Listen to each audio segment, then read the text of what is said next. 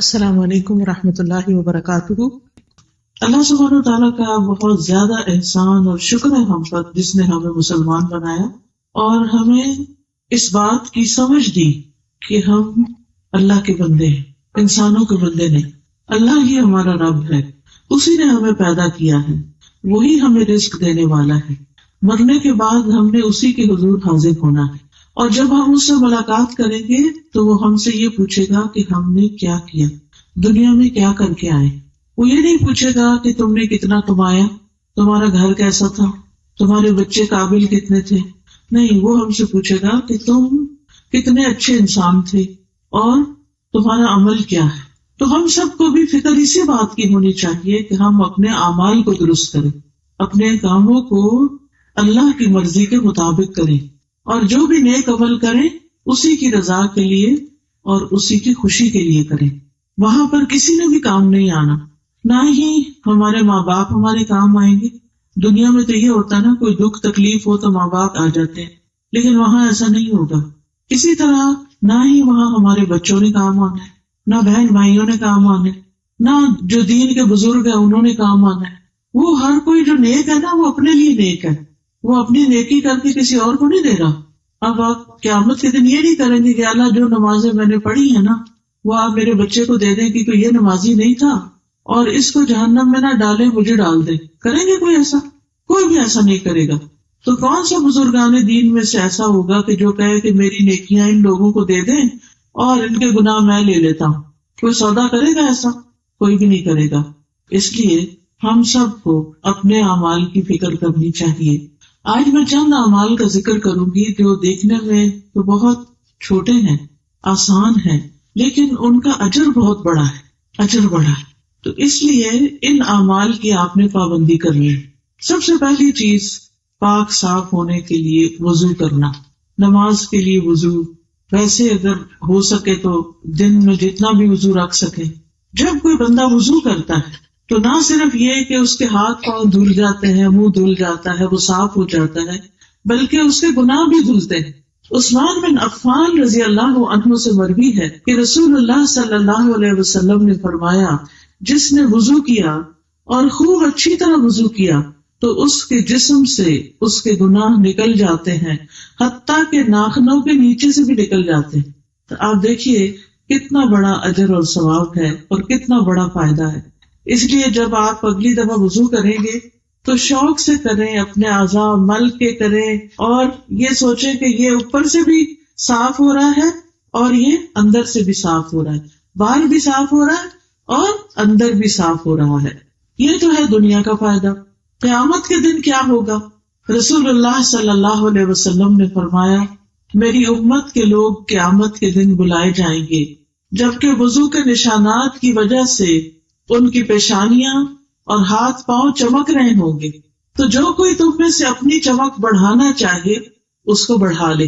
یعنی قیامت کے دن محمد صلی اللہ علیہ وسلم کی امت جو ہے، اس کی پہچان ہی اس کا وضو ہوگا۔ وضو کی وجہ سے وہ چمک رہے ہوں گے اور سارے لوگوں کے مقابلے میں الگ ہی ہوں گے۔ بالکل ایسے ہی نا، جیسے آپ جب کسی کی شادی ہوتی ہے تو دلہن جو ہوتی ہے وہ اس کے کپڑوں پہ گوٹا لگا ہوتا ہے، چمکنے والے، اور اس کو میک اپ کیا ہوتا ہے، تو دور سے ہی دیکھ کے پہچان جاتے ہیں، اچھا یہ دلہن ہے۔ کوئی یہ تھوڑی کرتا ہے کہ شادی پہ آئے اور اسے کہتے اچھا دلہن کون ہے، مجھے تو پتہ ہی نہیں۔ نہیں، اس کے رنگ روپ، اس کے کپڑوں، اس کے چمک دمک کی وجہ سے، اس کی خوبصورتی کی وجہ سے ہر کوئی پہچان لیتا ہے۔ اسی طرح جو لوگ دنیا میں وضو کرتے ہیں وہ قیامت کے دن پہچان لیے جائیں گے اور ان کا رب ان سے راضی ہوگا۔ پھر اسی طرح وضو کرنے کے بعد دعا پڑھنی چاہیے، اور وہ جو دعا ہے نبی صلی اللہ علیہ وسلم نے خود سکھا دی ہے، بہت ہی آسان دعا ہے۔ عقبہ بن عامر سے روایت ہے، وہ کہتے ہیں کہ ہمارے ذمے اونٹ چرانے کا کام تھا، ہم دیہاتی لوگ تھے، اونٹ چراتے تھے۔ میری باری آئی تو میں شام کے وقت ان کو چرا کر واپس لایا، تو میں رسول اللہ صلی اللہ علیہ وسلم کو دیکھ رہا ہوں کہ آپ کھڑے ہو کر لوگوں کو کچھ بتا رہے ہیں، تو میں بھی سننے کے لیے کھڑا ہو گیا۔ مجھے آپ کی یہ بات سننے کو ملی کہ جو بھی مسلمان وضو کرتا ہے اور اچھی طرح وضو کرتا ہے، پھر کھڑے ہو کر اپنے دل اور چہرے کی توجہ کے ساتھ 2 رکعت نماز پڑھتا ہے، تو اس کے لیے جنت واجب ہو جاتی ہے. کوئی مشکل کام نہیں، کوئی مشکل نہیں. کہتے ہیں میں نے کہا کیا خوب بات ہے، یہ کتنی اچھی بات ہے جو آپ نے بتائی ہے. تو میرے سامنے ایک کہنے والا کہنے لگا اس سے پہلے والی بات اس سے بھی زیادہ اچھی تھی. میں نے دیکھا کہ وہ کون ہے یہ جو کہہ رہے ہیں، تو وہ عمر رضی اللہ عنہ تھے. انہوں نے کہا میں نے دیکھا ہے تم ابھی آئے ہو، تمہیں نہیں پتا جو پچھلی بات گزر گئی ہے. آپ صلی اللہ علیہ وسلم نے اس سے پہلے فرمایا تھا تم میں سے جو شخص بھی وضو کرے اور اپنے وضو کو پورا کرے یا خوب اچھی طرح وضو کرے، یعنی یہ نہیں کہ کچھ حصہ خشک رہ جائے اور کچھ ایسے بس جلدی جلدی نہیں، اچھی طرح مل کے دھونا چاہیے. پھر یہ کہے اشہد ان لا الہ الا اللہ وان محمدا عبد اللہ ورسولہ، میں گواہی دیتا ہوں کہ اللہ کے سوا کوئی معبود نہیں اور محمد صلی اللہ علیہ وسلم اس کے بندے اور اس کے رسول ہیں. تو اس کے لیے جنت کے 8 دروازے کھول دیے جاتے ہیں. یعنی آپ سوچئے کہ یہ کوئی مشکل کام ہے، کچھ بھی مشکل نہیں. لیکن کتنے لوگ ہیں جو وضو میں سستی کر کے پھر نماز بھی نہیں پڑھتے، یہاں وضو کرنا پڑے گا خاص طور پر سردیوں میں. تو ایسا شخص کہ جو اچھے سے وضو کرے اور پھر کیا پڑھے اشہد ان لا الہ الا اللہ وان محمدا عبد اللہ ورسولہ. اسی طرح ایک اور دعا بھی ہے سبحانک اللہم ربنا وبحمدک اشہد ان لا الہ الا اللہ واشہد ان محمد رسول اللہ. تو اصل میں کلمہ شہادت پڑھنا ہے، سیدھی سی بات ہے. کیا پڑھنا ہے؟ کلمہ شہادت پڑھنا ہے. کب پڑھنا ہے؟ وضو کے بعد.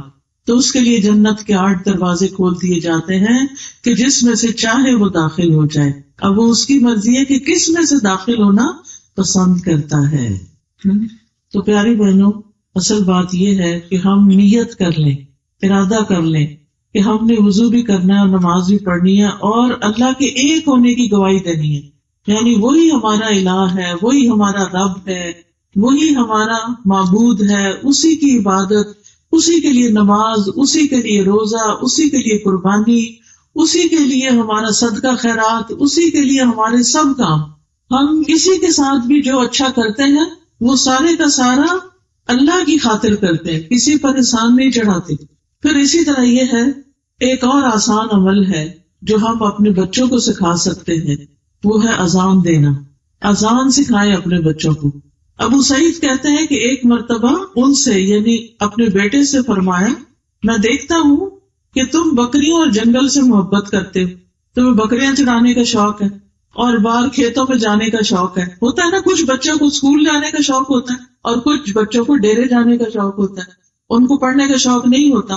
تو کہتے ہیں کہ ٹھیک ہے تم جاؤ وہی کام کرو. اس لیے جب بھی تم اپنی بکریوں یا جنگل میں رہو اور نماز کے لیے اذان دو تو بلند آواز سے دیا کرو، اس لیے کہ مؤذن کی آواز کوئی بھی جن یا انسان یا جو بھی کوئی مخلوق سنے گی وہ اس کے لیے قیامت کے دن گواہی دے گا.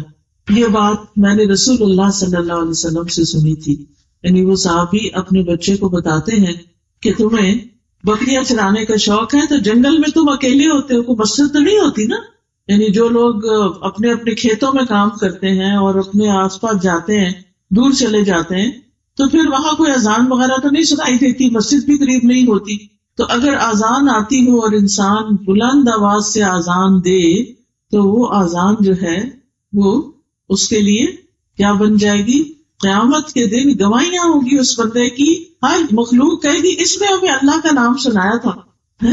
تو اس لیے عورتیں تو نہیں اذان دیتی، نہ ہم نے خود دینی ہے، لیکن ہم اپنے بچوں کو سکھا سکتے ہیں. اگر آپ اسکول ٹیچر ہیں تو اسکول میں بچوں کے درمیان اذان کا مقابلہ کروائیں. آپ دیکھیں اسکولوں میں مختلف طرح کے فنکشن ہوتے رہتے ہیں، اس میں نظموں کے مقابلے، اور اب تو افسوس کے ساتھ کہنا پڑتا ہے کہ گانوں کے مقابلے اور پتہ نہیں کس کس چیز کے کرتے رہتے ہیں. لیکن اللہ کا نام بلند کرنا اذان کیا ہے؟ اللہ اکبر، اللہ سب سے بڑا ہے، اللہ اکبر، اللہ سب سے بڑا ہے. تو یہ اتنا بڑا اللہ کا نام بلند کرنا جو ہے یہ کوئی معمولی بات نہیں ہے.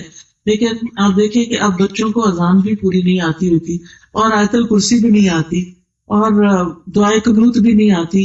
تو ہم کس طرح کے مسلمان گھرانے ہیں کہ ہمارے بچوں کو دین کی بنیادی چیز بھی نہ آئے؟ اگر ان کو نہیں آئے گی تو یہ اپنے آگے بچوں کو کیسے سکھائیں گے؟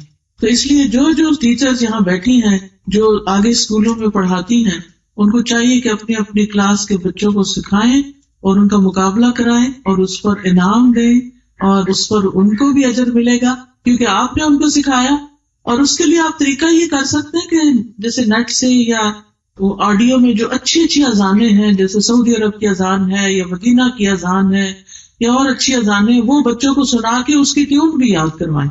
اسی طرح خوب اچھی طرح بلند آواز سے بہترین اذان دیں کہ جو دل میں اتر جائے.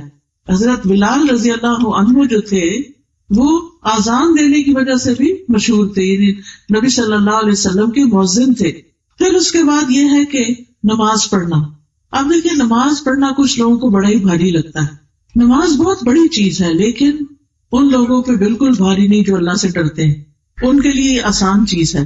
تو آپ دیکھیے نماز سے انسان کے گناہ مٹ جاتے ہیں. ہم انسان ہیں نا، ہم کمزور ہیں، کبھی ہم سے کوئی غلطی ہو جاتی ہے، کبھی کوئی غلطی ہو جاتی ہے، تو پھر اس کی وجہ سے ہم پریشان رہتے ہیں کہ میرے سے یہ گناہ ہو گیا، میرے سے قصور ہو گیا، پتہ نہیں اللہ تعالیٰ معاف کرے گا یا نہیں. شیطان بھی دل میں وسوسے ڈالتا ہے. تو ایسی صورت میں انسان کو کیا کرنا چاہیے؟ نماز پڑھ لینی چاہیے. رسول اللہ صلی اللہ علیہ وسلم نے فرمایا جب صلی اللہ علیہ وسلم آئے نا تو سب کو کہنا چاہیے، کیونکہ اس سے بڑا کوئی بخیل نہیں کہ جو نبی صلی اللہ علیہ وسلم کا نام سنے اور درود نہ پڑھے. سب کو درود پڑھنا چاہیے، ٹھیک ہے نا. ایک دفعہ درود پڑھنے سے کیا فائدہ ہوتا ہے؟ 10 رحمتیں نازل ہوتی ہیں. تو آپ کو رحمتیں نہیں چاہیے؟ ہم سب کو رحمتیں چاہیے. تو اس کے لیے ہمیں کبھی بھی نبی صلی اللہ علیہ وسلم کا نام آئے تو درود بھولنا نہیں چاہیے، ٹھیک ہے. تو رسول اللہ صلی اللہ علیہ وسلم نے فرمایا جب بندہ وضو کرتا ہے اور اپنا وضو مکمل کر کے اپنی نماز شروع کرتا ہے اور اپنی نماز مکمل کرتا ہے تو اپنی نماز سے ایسے نکلتا ہے جیسے ماں کے پیٹ سے پاک نکلا تھا گناہوں سے. اس طرح انسان گناہوں سے پاک ہو جاتا ہے. رسول اللہ صلی اللہ علیہ وسلم نے فرمایا بندہ جب نماز کے لیے کھڑا ہوتا ہے اس کے سارے گناہ لا کے اس کے کندھے پہ رکھ دیتے ہیں. فرشتے اس کے گناہ جو ہے کندھے کے اوپر رکھ دیتے ہیں. تو جب بھی وہ رکوع کرتا ہے یا سجدہ کرتا ہے تو اس کے گناہ اس سے گر جاتے ہیں. ہر سجدے پہ انسان کا درجہ بلند ہوتا ہے، اونچا سے اونچا چلا جاتا ہے اور گناہ معاف ہوتے ہیں. نبی صلی اللہ علیہ وسلم نے یہ فرمایا تھا اپنے ایک صحابی کو تم اللہ کے لیے کثرت سے سجدے کیا کرو، کیونکہ تم اللہ کے لیے جو بھی سجدہ کرو گے اللہ اس کے نتیجے میں تمہارا درجہ ضرور بلند کرے گا اور اس کے ذریعے تمہارا کوئی گناہ معاف کر دے گا. تو اس لیے خوشی سے نماز پڑھنی چاہیے، نماز میں سستی نہیں کرنی چاہیے. ہمیں نہیں پتا ہماری موت کب آ جائے. آج کل آپ دیکھیں کتنے لوگ ہارٹ اٹیک سے فوت ہو جاتے ہیں، کچھ لوگ ایکسیڈنٹ میں فوت ہو جاتے ہیں. اچانک موتیں جو آتی ہیں تو ہمیں نہیں پتا کہ ہم نے دنیا سے کب چلے جانا ہے. تو بے نماز ہو کے نہ جائیں. اللہ ہمیں بھی، ہمارے بچوں کو، ہسبینڈ، بہن بھائیوں، رشتے داروں، اللہ تو سب کو توفیق دے، سب کو نمازی بنا دے، کیونکہ نماز مومن کی آنکھوں کی ٹھنڈک ہوتی ہے. فجر کی 2 رکعتیں ہیں، یعنی 2 سنتیں اور 2 فرض ہیں. حدیث میں آتا ہے نبی صلی اللہ علیہ وسلم نے فرمایا فجر سے پہلے کی 2 رکعتیں سنت جو ہیں دنیا اور جو کچھ اس میں ہے اس سے زیادہ بہتر ہے، ان سے زیادہ قیمتی ہے. دنیا میں کیا کیا ہے؟ مال، دولت، اولاد، گھر، باغ، گاڑیاں، کارخانے، کھیت، فصل، ملیں، سب کچھ. فرمایا یہ 2 رکعتیں ان سب سے بہتر ہیں. تو آپ سوچئے کہ ہم ان چیزوں کے لیے کتنی بھاگ دوڑ کرتے ہیں کہ یہ مل جائے، وہ مل جائے، اب یہ مسئلہ حل ہو جائے، اب یہ، لیکن 2 رکعت اس سے زیادہ قیمتی ہیں جو کل قیامت کو آپ کو ان کا بدلہ ملنے والا ہے. پھر اسی طرح دن میں جو 12 سنتیں پوری کرتا ہے، 2 سنت فجر کی، 4 سنت اور 2 سنت ظہر کی، اور 2 سنت مغرب کی، 2 سنت عشاء کی، اس کے لیے جنت میں گھر بن جاتا ہے. پھر اسی طرح چاشت کی 2 رکعتیں جو ہیں، یعنی جو اشراق کی چاشت آپ پڑھتے ہیں، سارے جسم کے جوڑوں کا صدقہ. ہر انسان روزانہ جب صبح اٹھتا ہے تو اس کے اوپر صدقہ واجب ہو چکا ہوتا ہے. تو جب انسان یہ 2 نفل پڑھتا ہے تو اس کا صدقہ ادا ہو جاتا ہے، تو اس کی گردن آزاد ہو جاتی ہے. پھر اسی طرح اگر مرد حضرات جماعت سے نماز پڑھیں تو اس پر ان کو 27 گنا زیادہ ثواب ملتا ہے مسجد جانے کا. اور پھر آپ دیکھیں کہ عورت کے لیے گھر میں نماز پڑھنا زیادہ اجر و ثواب کا باعث ہے. اچھا نماز کے بعد ہم فوراً اٹھنے کی کرتے ہیں، ادھر سلام پھیرا ادھر فٹافٹ اٹھے، وہ بچے نے کچھ کر دیا، وہ ہنڈیاں جل گئی، وہ دروازے پہ کوئی آ گیا، یہ فون کی گھنٹی بج گئی، ہم پھر ذکر نہیں کرتے۔ تو آپ دیکھیے جب تک انسان نماز کے بعد مصلی پہ بیٹھتا ہے، جہاں نماز پہ بیٹھتا ہے، فرشتے اس کے لیے دعا کرتے رہتے ہیں، فرشتوں کی دعائیں ملتی ہیں اس کو۔ یہ معمولی چیز ہے، آپ لوگوں کی منتیں کرتے ہیں ہمارے لیے دعا کر دیں، ہمارے لیے یہ مسئلہ ہے ہمارا، آپ لوگوں کو پابند کرتے ہیں ہمارے لیے ہمیشہ دعا کرنا، اتنی دعا کرنا اتنی دعا کرنا، لیکن کس کو یاد رہتا ہے؟ لوگ اپنی بھی بھول جاتے ہیں، ہمارے لیے کیا یاد رکھیں گے؟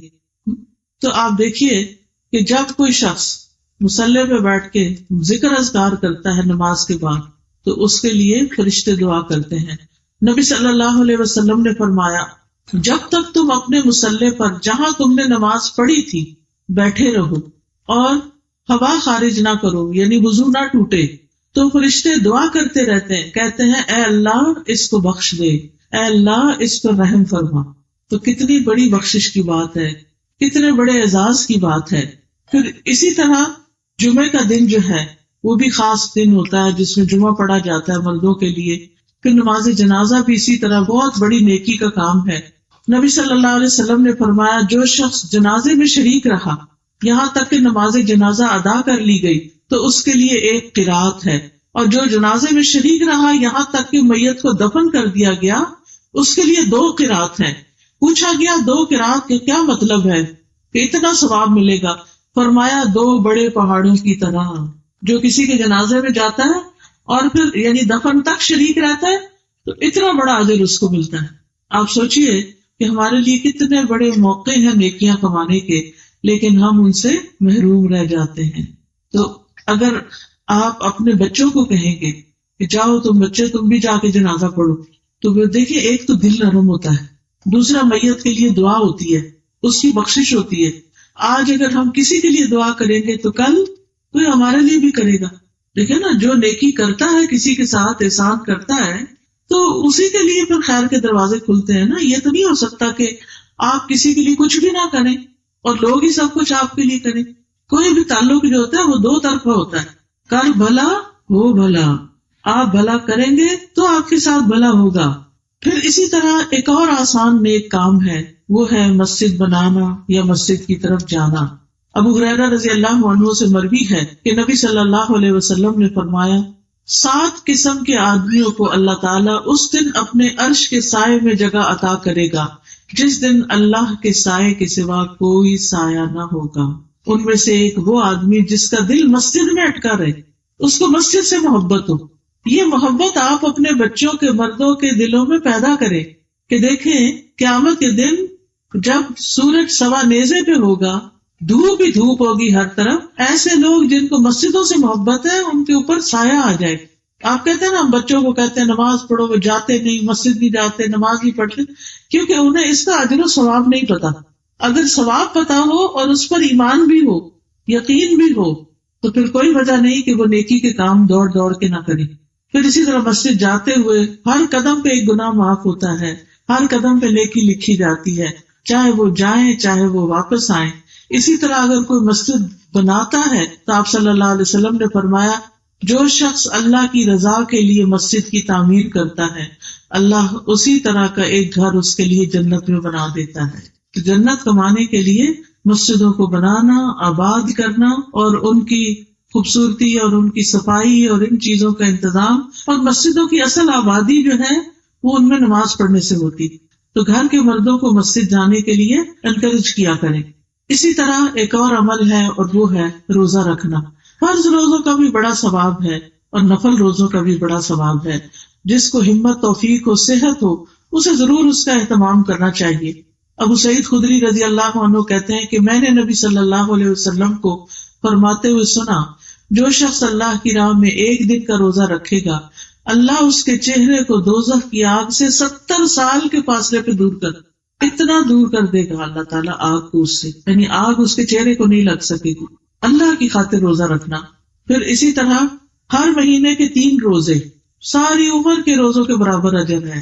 ہر مہینے 3 روزے انسان رکھ لے، اور یہ 3 روزے خاص طور پر 13، 14 اور 15 چاند کی تاریخیں جو ہوتی ہیں ان میں رکھنا زیادہ اجر کی بات ہے۔ پھر عرفہ کے دن روزہ رکھنا 2 سال کے گناہوں کی معافی کا ذریعہ بنتا ہے۔ پھر اسی طرح ایک اور نیک عمل ہے صدقہ خیرات کرنا۔ صدقہ خیرات جو ہے، ایک چیز کو اللہ کے راستے میں خرچ کرتا ہے تو اس کا 10 گنا سے لے کے 700 گنا تک اجر ملتا ہے۔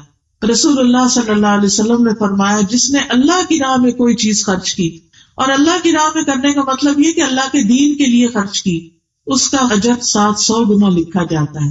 یعنی جیسے ابھی مسجد بنانے کی بات تھی، یا کوئی عمرے حج پہ جا رہا ہے اس کو دینا، یا پھر کوئی مدرسہ بنوانا، مدرسے میں تعلیم کا انتظام کرنا، جو بچے آ رہے ہیں ان کی کتابوں کا انتظام کرنا، یا پھر ٹرانسپورٹ کا انتظام کرنا، یہ سب فی سبیل اللہ میں صدقہ خیرات ہے۔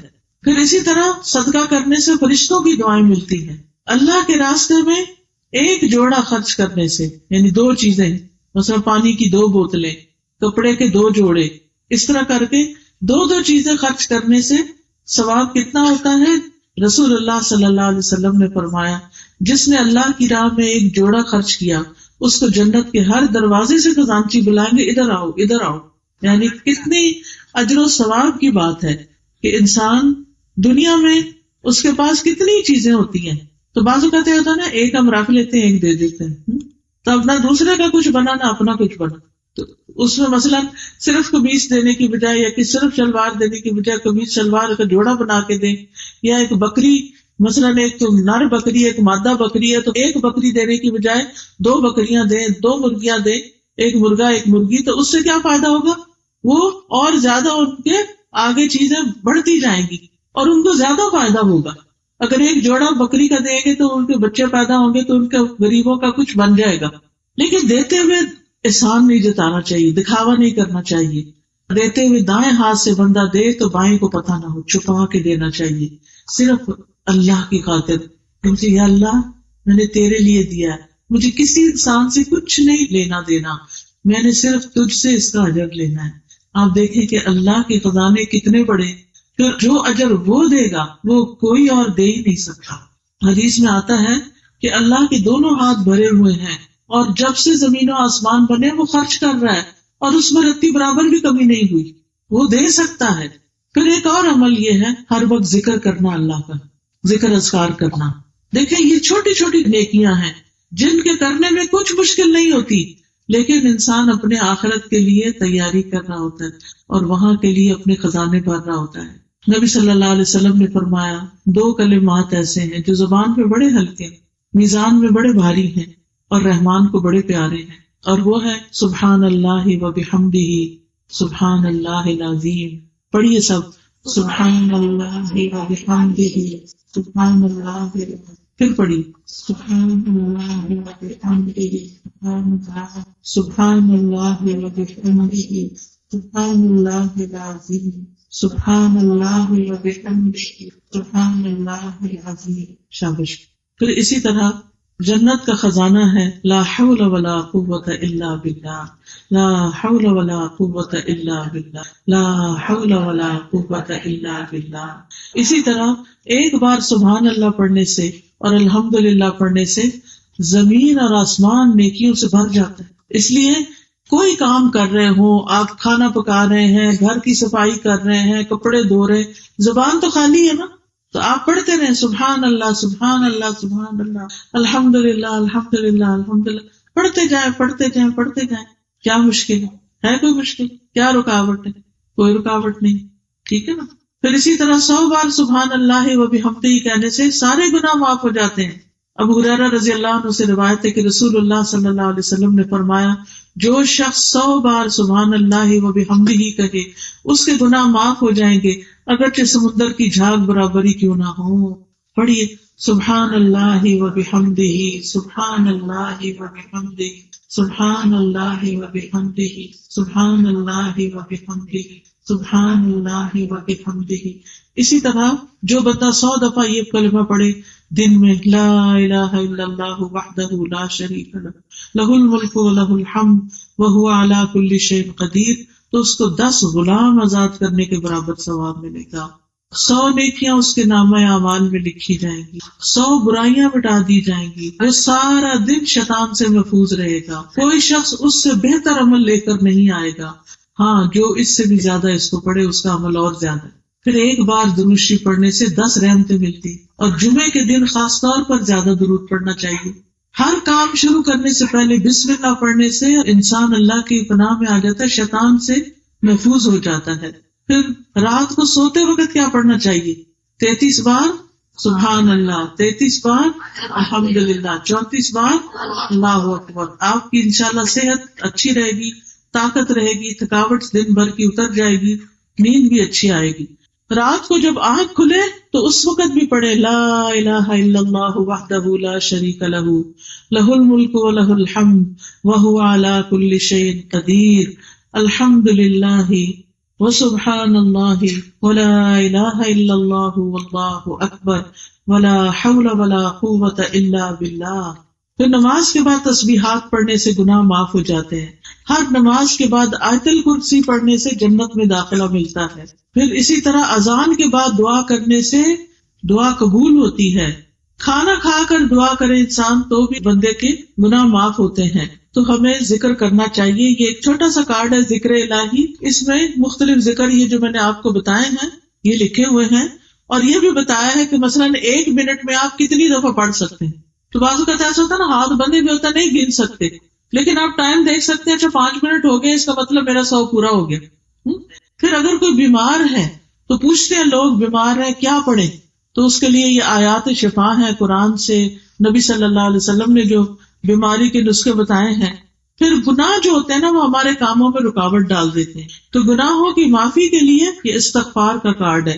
फिर इसी तरह हमें कभी खौफ आता है, परेशानियां रहती हैं, पता नहीं हमारा क्या बनेगा, पता नहीं ये काम होगा नहीं होगा, तो ये रात भर हिफाजत के लिए, दुश्मनों वगैरह से, हर किस्म के शर से बचने के लिए, दुश्मन के शर से बचने के लिए ये कार्ड है हिफाजत की दुआओं का। तो ये इसमें से देख के पढ़ लें, अपने बैग में भी रख लें, जहां मौका मिले अपना पढ़ लें। इसी तरह कुछ लोगों को डिप्रेशन होता है, दिल परेशान रहता है हर वक्त, तो उनको तस्बीहात बहुत पढ़नी चाहिए। तो ये कार्ड अगर आपके पास हो तो हर रोज बैठ के ये तस्बीहात पढ़ लें, इंशाल्लाह आपका डिप्रेशन दूर हो जाएगा। फिर इसी तरह एक कहानियों की किताब है हुस्ने अंजाम। ये कुछ लोगों के जिंदगी के आखिरी लम्हात के बारे में लिखा हुआ है कि उनकी मौत कैसे आई, अच्छे लोगों की मौत कैसे आई या वैसे किस तरह आई। इससे बड़ा सबक मिलता है। ये अगर किताब आपके पास हो तो आप अपने बच्चों को भी या बुजुर्गों को पढ़ के भी सुना सकते हैं, और उससे उनकी आखिरत की तैयारी में आसानी होगी। फिर सदका खैरात के कितने फायदे हैं, ये किताब उसके बारे में है। इंसान जब इल्म हासिल करता है तो उसको शौक आता है कि मैं और भी काम करूं। जब इल्म नहीं होता ना तो मोटिवेशन नहीं होती। इसी तरह सोने जागने के आदाब हैं कि सोते वक्त क्या पढ़े, रात को क्या क्या काम करे। फिर हर तरह की दुआएं आपको मिल जाएंगी इस किताब में, दुआ कीजिए के अंदर। वो आप अपनी औलाद के लिए, माँ बाप के लिए, जिसके लिए दुआएं करना चाहें। तो ये किताबों का स्टॉल लगा हुआ है। इसके बाद इंशाल्लाह जब दर्स खत्म हो जाए तो अपने लिए भी लें और अपने रिश्तेदारों के लिए, किसी की शादी हो उसको तोहफा दें, अपने बच्चों को दें। अब ये जो फी सबीलिल्लाह मैंने सदका कहा था ना, वो यही होता है कि किसी को एक अच्छी किताब खरीद के दें, सदके का सदका, और जब तक वो पढ़ेगा उसका अजर आपको भी मिलेगा इंशाल्लाह। फिर एक और आसान अमल है और वो है तिलावत कुरान। कुरान बरकत वाली किताब है, एक एक हरफ पर 10 नेकियां मिलती हैं। हर रोज अपना कुछ हिस्सा मुकर्रर कर लें और उसको ना छोड़ें। फिर इसी तरह अगर आप अटक अटक के भी पढ़ते हैं तो पढ़ते रहें, दुगना सवाब मिलेगा, और अटकना बंद भी कर देंगे क्योंकि जुबान में रवानी आ जाएगी। फिर तिलावत कुरान से सकीनत मिलती है, रहमत मिलती है।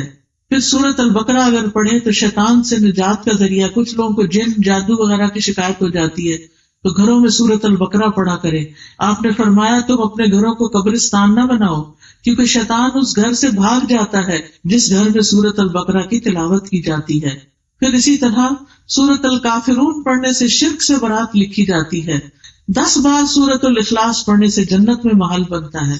हम जैसे यहाँ से घर जा रहे हैं, गाड़ी में बैठे हुए, चुप करके बैठे नहीं, चुप करके नहीं बैठे, उंगलियों पे 10 दफा गिन के कुल हु अल्लाह पढ़ ले, बल्कि अपनी आदत ही बना ले कि जब गाड़ी में बैठे 10 दफा कुल हु अल्लाह पढ़ ले। अल्लाह ना करे कोई एक्सीडेंट हो, कुछ हो, तो अल्लाह अपनी रहमत से ढांप लेगा इंशाअल्लाह।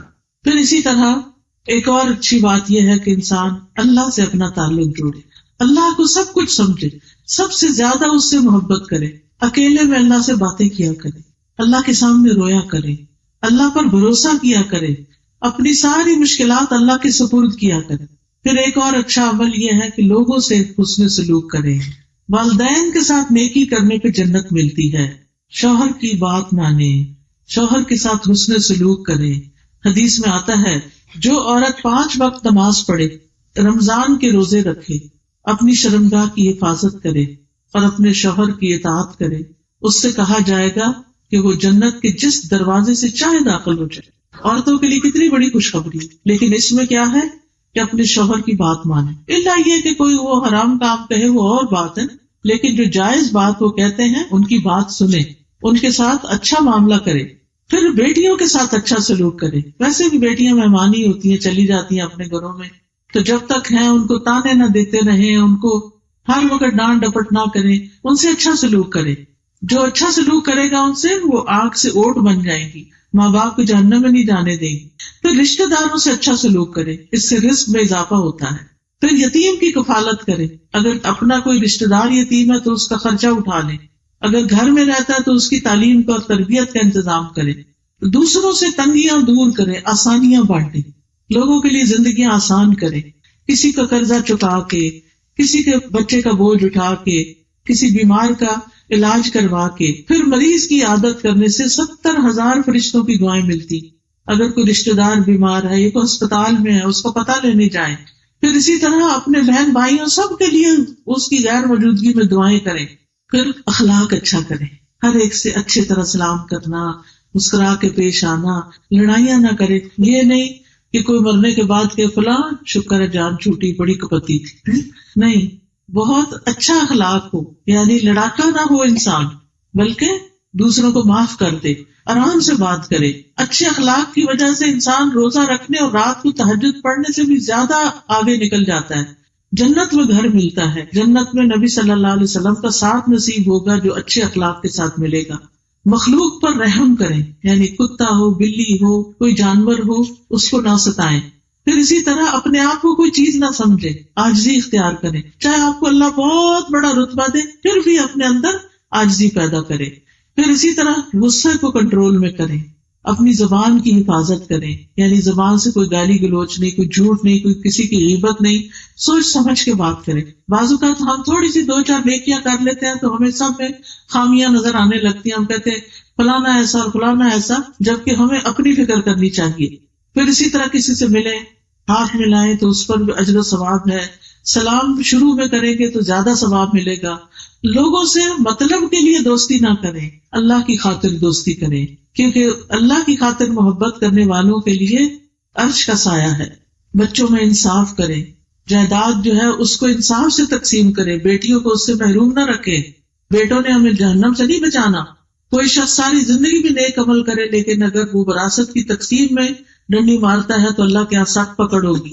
پھر اسی طرح کوئی تکلیف دکھ ہو تو اس پر صبر کرے، اور پھر جو بھی نیکی کو کوئی موقع ہاتھ آئے، چاہے وہ رستے سے تکلیف دہ چیز ہی ہٹانا ہو، علم حاصل کرنے کے لیے نکلنا ہو، تھوڑا عمل ہو لیکن اس کو مسلسل کرے، تو یہ ساری نیکیاں کل آپ کے نامہ اعمال میں قبر میں آپ کے ساتھ ہوں گی، جہاں نہ آپ کے بچے ساتھ ہوں گے اور نہ ہی آپ کے رشتے دار ساتھ ہوں گے۔ اکیلے جانا ہے، سب نے جانا ہے نا۔ ہم نے قبرستان دیکھتے ہیں تو خیال نہیں آتا کہ کسی دن ہماری بھی ایسی قبر بنی ہوئی ہوگی اور پتہ نہیں اندر کیا گزرے گی۔ اس قبر کے لیے تیاری کریں، اور کسی نے وہاں نہیں آنا، خود ہی جانا ہے، اکیلے جانا ہے۔ قبر کیڑوں کا گھر ہے، قبر اندھیرے کا گھر ہے، وحشت کا گھر ہے، وہاں اعمال سے رونقیں ہوں گی، نیک اعمال اپنے ساتھ لے کر جائیں تو انشاءاللہ اللہ تعالیٰ بہترین مدد کرے گا۔ اللہ تعالیٰ ہمیں عمل کی توفیق عطا فرمائے اور ہم کسی کو بھی تکلیف، پریشانی اور دکھ دینے والے نہ ہوں۔ اس کے ساتھ ہی میں اپنا لیکچر ختم کرتی ہوں، لیکن یہ کہ اگر آپ کو کچھ کہنا ہے، کوئی بات کرنی ہے تو آپ اس وقت کر سکتے ہیں، کوئی سوال کرنا ہے تو کر سکتے ہیں، کیونکہ آپ کو پتا ہے کہ ہم رحیم یاد خان سے اس وقت آئے ہیں اور ہم نے واپس بھی جانا ہے، کچھ اور کام بھی ہے، تو میں ایک ایک سے تو مل نہیں سکتی، مجھے یہاں سے پھر فوراً نکلنا ہوگا۔ اس وقت آپ کے پاس موقع ہے، جو آپ کے دل میں بات ہے آپ مجھ سے کر سکتے ہیں، اب آپ کا ٹائم ہے، ٹھیک؟ لیکن جب میں نکلنے لگوں تو مجھے راستے میں نہیں روکنا۔ وعلیکم السلام۔ جائز نہیں ہے، نہ ہونی چاہیے۔ ہاں جی، گھر کی جائیداد میں بھی ہوتا ہے، فصلوں میں بھی ہوتا ہے، کانٹا زیور اس میں بھی ہوتا ہے، میت جو کچھ چھوڑ کے جاتی ہے اس سب میں ساری اولاد کا حصہ ہوتا ہے. ٹھیک ہے، ہاں جی. اس کو جیسے قرآن نے بتایا ہے جتنا حصہ، یعنی ایک لڑکے کو 2 لڑکیوں کے برابر حصہ ملے گا تو اس کے مطابق اس کو تقسیم کرنا چاہیے. جی، اور کوئی بات پوچھیے. ہاں جی، ہاں جی فرمائیے. جائیداد میرے باپ کے نام، میرے بھائی سے میرا حق ہے یا نہیں؟ جائیداد باپ کی تھی نا، اس میں آپ کا حق ہے. اب اگر بھائی اس میں کام کرتے ہیں تو وہ اپنے حصے کا حق لے سکتے ہیں، آپ کا نہیں لے سکتے. نہیں، باپ زندہ ہے، حیات ہے، بہت ہو گئے نا، تو اس کے بعد آپ کو حصہ ملا ہے. نام تو میرے ہے، مائی تو میرے بھائی دی ہے، لیکن اس میں سے آدھا یا کچھ حصہ آپ کو نہیں دیتے. بالکل بنتا ہے، بالکل، چاہے وہ کمائی کرتے نہیں تو وہ اس کمائی کا ادھا حصہ لے لین. ٹھیک ہے نا، جس طرح باہر والے نو دئی دا کام کرن واسطے، اسی طرح وہ بھی لے لین. جی، بھائیوں کی کمائی کی ہے جائیداد. اچھا، یعنی باپ نے خود نہیں کمائی تھی، بھائیوں نے باپ کو دی تھی، دے دی تھی. ہاں تو وہ پھر باپ کی ہو گئی نا، تو پھر جب وہ تقسیم ہوگی تو اس میں حصہ آئے گا کیونکہ وہ باپ کی ہو گئی تھی. دینا چاہیے یا نہیں؟ لے لیں، کیونکہ آپ کا حصہ بنتا ہے، کیونکہ انہوں نے کما کے کہا تھا باپ کو یہ آپ کا ہے، یہ کہا تھا نا، تو باپ کو دے دیا. اب جب باپ فوت ہوا تو پھر وہ اولاد میں تقسیم ہوگی. ٹھیک، اوکے. اور کوئی؟ جی آپ فرمائیے. ہاں جی. جی، جیسے پیریڈز میں روزے چھوٹ جاتے ہیں تو ان کو رکھنا فرض ہے، ان کا فدیہ نہیں ہوتا. فدیہ ہوتا ہے بوڑھے آدمی کا جو کبھی بھی رکھ نہ سکے اب، یا ایسا بیمار کہ جو ٹھیک ہی نہ ہو تو اس کا فدیہ ہوتا ہے، اور وہ گندم وغیرہ سے ہو جاتا ہے. جی جی، گندم وغیرہ سے ایک مسکین کے کھانے کا ہو جاتا ہے. جی، یعنی سال بعد آپ رکھیں گے تو اگلا سال شروع ہو گیا. جی، اگر اس کی ہمت طاقت ہے تو رکھ لے. جی، بات کرنی پڑتی تو اس میں بالکل گھور کے نہ دیکھیں، ذرا سی اپنی نظر جو ہے نا اس کا فوکس مرد کا چہرہ نہ ہو. ٹھیک ہے، نیت بھی ٹھیک ہو، لیکن یہ ہے کہ انسان جس چیز کو دیکھنے سے منع کیا گیا کہ ٹکٹکی لگا کے نہ دیکھو، وہ دیکھے نہ، بار بار نہ دیکھے.